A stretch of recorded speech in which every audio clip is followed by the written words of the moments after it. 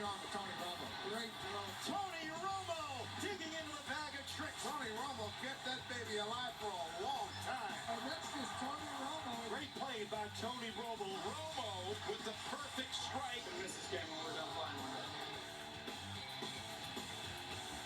All right, folks, and joining us now live in the studio is our colleague, Tony Romo. He'll be heading out to East Rutherford in just a bit to call the Saints-Giants game at 4:25 Eastern right here on CBS. We saw A Football Life on NFL Network last night.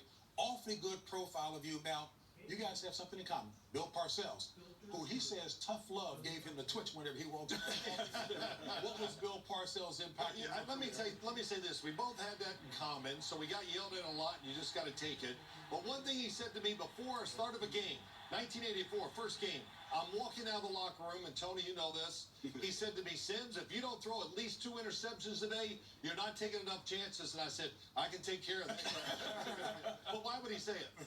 Well, he's trying to free you up, and it's the same thing you see with young quarterbacks. Sometimes they see the pass rush, they kind of like don't want to turn the ball over, they don't want to lose the game.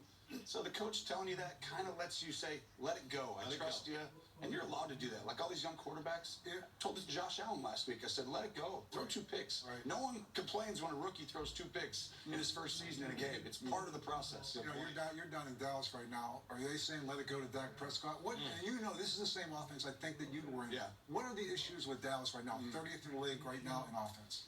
Well, it's not one specific thing. The number one thing is when you run the football the way that they run, and they're still running it pretty well, they're just not getting as many opportunities to run, and a lot of it's third down. They're just not near as efficient on third down, and that right now is why they're not the Dallas Cowboys. They don't get to move the chains on 3rd and 4 as consistently as before. And to me, you want to hand the ball off and just keep giving it to Zeke, fine. But you better just throw a ball, big guy catch. Who's the big guy who just posts someone up on 3rd and 4? Yeah. Who's the big guy that you say, it's man-to-man coverage, I'm just going to go ahead and throw it right here and just move on. It's like, I don't know what's going on, boom, and move on. Well, those 2 guys are gone. Well, yeah, that's part of it. My thinking is that you have to evolve with the players you have, right?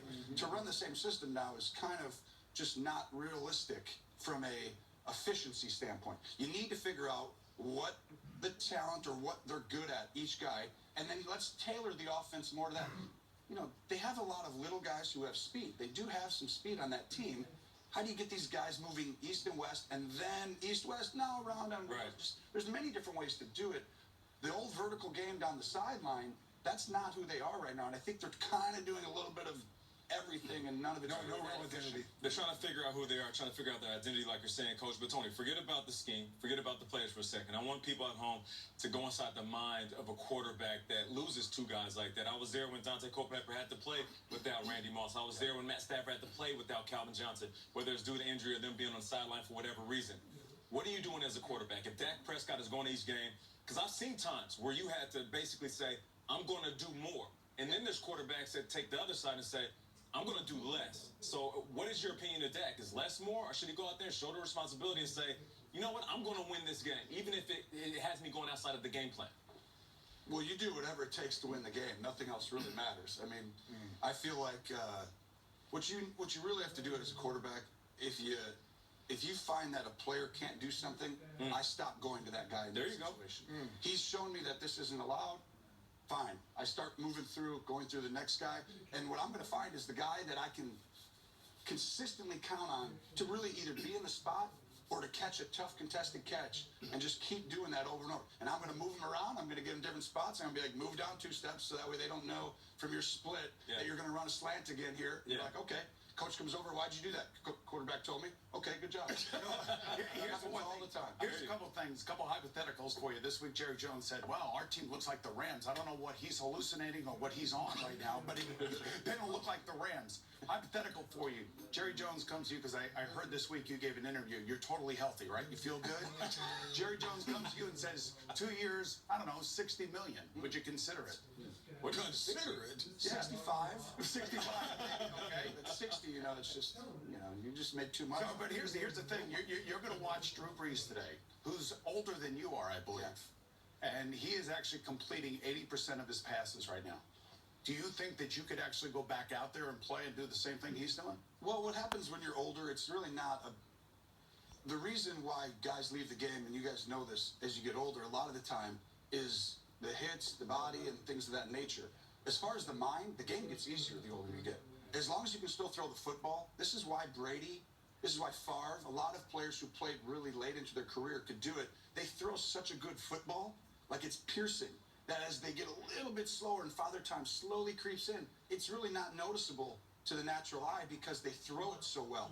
If your guy doesn't throw it that great and Father Time starts to catch up, bam, there's a cliff and you fall off. To me, these guys throw it so well, you know, they get through the reads so fast. They know football's so cold that they're really a step ahead. It's like the guy, Brady always says it, they have the answers to the test. They can block people and get everyone protected, tell the center, tell him, communicate there. Coordinator didn't have to do anything. That guy took care of all of it. That's a monster advantage. That's where Drew Brees, he gets to I was play just the game about to say right now. So synopsize Drew Brees. I mean, he seems to be exactly what you're describing. Yeah, that's the reason you keep, like, that guy being in that position makes everyone in that organization better, because when you lose mentally, like all your cool game planning goes away, that guy makes up for it. I want a coordinator who gets me chunk plays on first and second down. I'll take care of third down. As a quarterback, I'm going to protect. I'm going to get the guys where they're supposed to go. I'm going to point to the hot. I'm going to send the receiver back down, motion him, get the back out there, bring him in, decide if it's man or zone. Then I'm going to look over here and give a signal. And you know what? Now I'm going to go to the guy I know and trust. Coordinator didn't have to do much on that down and distance. You're right. You're right. That's what those guys Can you do. throw though? Can you throw right now? No, we're still back on me. Just want to know. What do you want to do? gloves? What's that? I mean, Bill Cowell wants one more person on this thing so he can get me on the second line. Tony Romo on his way to call the game between the Saints and the Giants. Of course, he talked about Drew Brees. Hey, real quickly, paying off Coach, because Coach said the first quarter of the season, and it sounds like you were describing this, teams, quarterbacks are getting accustomed to what the identity really is. So that's fact, huh? He's 100%. You know, and on that note, the New York Giants, you're calling the game today. What do you see right now with Eli Manning and with Pat Shurmur in this offense right now? Because he's got the weapons. Saquon Barkley, Odell Beckham. I mean, Well, Sherman did a fantastic job in Minnesota. He had Case Keenum last year. But if you look, that offense all of a sudden went to this running style, bootleg, Keenum on the move, let's use his skill set. So I was pretty anxious to see, he goes to an Eli Manning who's more of a drop back passer. How's this offense going to morph? It's the identity of the team. You're searching through these first 4 games. We see with the Patriots every year. They shuffle guys in and out. They go through different personnel groupings. They go through different guys. Then they go through different schemes. And by the end of this first month or two, they know who they really are. They try and just figure it out, and then they load up their team on that. We're going to sit there and go, we're good at this. We're going to do this 50 different ways over and over again with different formations, different groupings, but this is what we're living in.